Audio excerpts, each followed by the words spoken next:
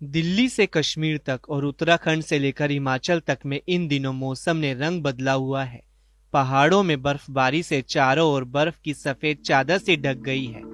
दिल्ली के मौसम से रूबरू कराने से पहले आइए आपको पहाड़ों पर ले चलते हैं, जहां इन दिनों हर तरफ बर्फ ही बर्फ नजर आ रही है। फरवरी के आखिर में आई पहाड़ों पर बर्फबारी ने सैलानियों के चेहरों को खिला दिया है। बर्फबारी के चलते कई रास्ते बंद हो गए हैं। सड़कों पर बर्फ की मोटी परत बिछ गई है। बर्फ बहुत ज्यादा है, गाड़ियों के छतों के ऊपर कई गाड़ियां फंसी हुई हैं कई जगहों पे जहां पर ज्यादा बर्फबारी हुई है। साधना टॉप हो कुपवारा का, या करना हो, मच्छिल हो, टंगड़ार हो, गुरेज हो, 5 से 6 फुट बर्फ कई जगहों पे जमा हुई है।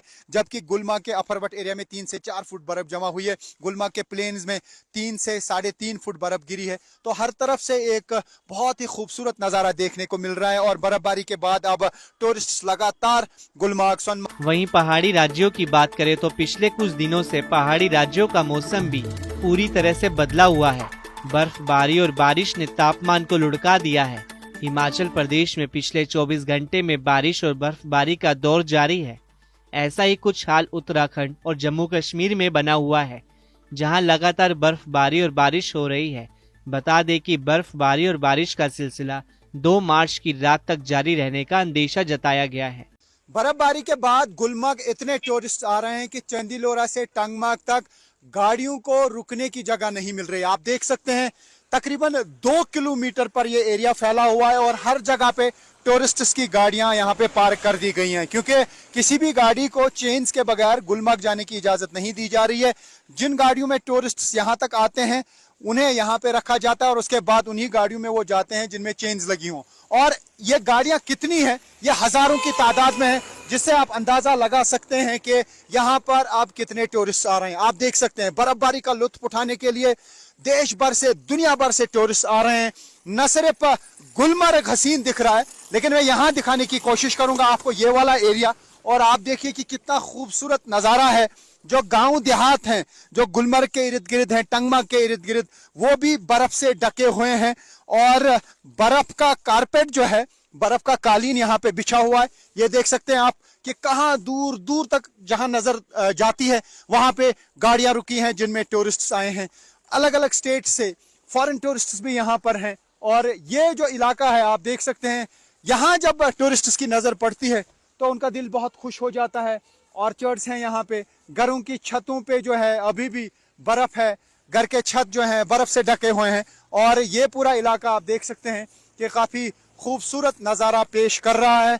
हालांकि बर्फबारी के बाद कई इलाकों में यहाँ बिजली की दिक्कत जरूर आ रही है। बिजली कई इलाकों में नहीं है, लेकिन बिजली को रेस्टोर करने का सिलसिला जारी है। तो ऐसे में ये जो बर्फबारी हुई है, अब मार्च का महीना ऐसे शुरू हुआ है, तो इसमें यह कहा जा सकता है कि सोने पे सुहागा है।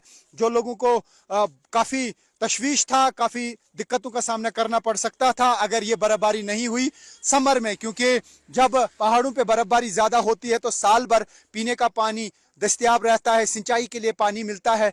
बागात जो एप्पल ऑर्चर्ड्स हैं, क्योंकि बैकबोन जो समझा जा रहा है यहाँ का हॉर्टिकल्चर है, खासतौर से एप्पल क्रॉप, तो उस पर काफी बुरा असर पड़ सकता था। लेकिन ये लास्ट दिनों में जो है फरवरी के और मार्च के शुरुआत में अब ये बर्फबारी हुई है। मौसम विभाग का कहना है कि तकरीबन 4-5 मार्च तक बीच बीच में बर्फबारी के साथ साथ बारिशों का सिलसिला भी जारी रह सकता है। लेकिन फिलहाल बड़ी बात यह है कि टूरिस्ट जो काफी मायूस हुए थे क्योंकि बर्फबारी नहीं हो रही थी, अब बहुत ज्यादा बर्फबारी हुई है तो टूरिस्ट्स ने यहाँ का रुख कर दिया है। और समझा यह जा रहा है कि अब चूंकि बर्फबारी बहुत ज्यादा हुई, अफरवट पे भी, गुलमर्ग में भी शायद खेलो इंडिया नेशनल विंटर गेम्स जो हैं उनका आयोजन किया जाएगा फिर से, क्योंकि वो पोस्टपोन कर दी गई थी। वो 22 से 25 फरवरी तक होनी थी। सब कुछ शेड्यूल था, सब कुछ तैयारियां हो ही थी, लेकिन बर्फ ही नहीं थी अफरवट और गुलमर्ग के प्लेन्स में। उसकी वजह से उन गेम्स को पोस्टपोन किया गया था। लेकिन अब ये कहा जा सकता है कि कश्मीर के जो माउंटेन्स हैं या टूरिस्ट डेस्टिनेशन हैं वो फिर से रिचार्ज हुई थी। वहीं कश्मीर के डोडा जिले से आई सुंदर तस्वीरों ने भी काफी ध्यान खींचा है। डोडा में ताजा बर्फबारी के बाद अद्भुत नजारा देखने को मिला। चारों तरफ बर्फ की सफेद चादर सी देखने को मिली, जहां एक और बर्फबारी देखकर सैलानियों ने जमकर लुत्फ उठाया। वहीं दूसरी ओर उत्तराखंड में बारिश के चलते पहाड़ से मलबा गिरने लगा। इसकी वजह से ऋषिकेश बद्रीनाथ हाईवे कर्णप्रयाग के पास बाधित हो गया। ऐसा सिर्फ यही नहीं बल्कि अलग अलग पहाड़ी इलाकों में सड़कों पर मलबा गिरने की खबरें आई हैं। वहीं पहाड़ों में स्नोफॉल का असर मैदानी इलाकों पर भी साफ तौर से देखने को मिल रहा है। उत्तर भारत के तमाम राज्यों का पारा लुढ़क गया है। दिल्ली में मौसम ने बड़ी तेजी से करवट ली है। जहां 2 दिनों पहले तक दिल्ली में मई जैसी गर्मी का एहसास होने लगा था, वहीं अब यही मौसम काफी ठंडा हो गया है। बारिश के कारण दिल्ली के न्यूनतम तापमान में 4 डिग्री सेल्सियस की गिरावट दर्ज की गई है। दिल्ली में शुक्रवार रात और शनिवार तड़के बारिश हुई। बदलते मौसम का असर लोगों के लाइफस्टाइल में भी देखने को मिल रहा है।